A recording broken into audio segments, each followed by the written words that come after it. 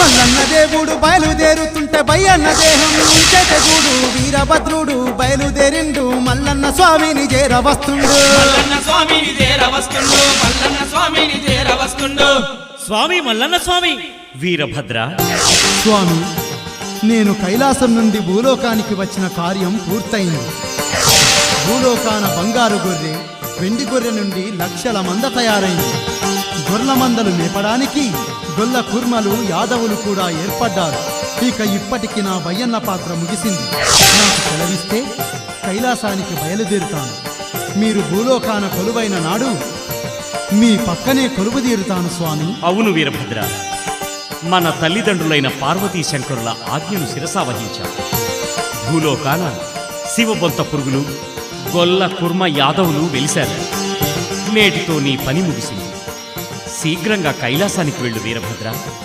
నడువుదేవి. పదండి.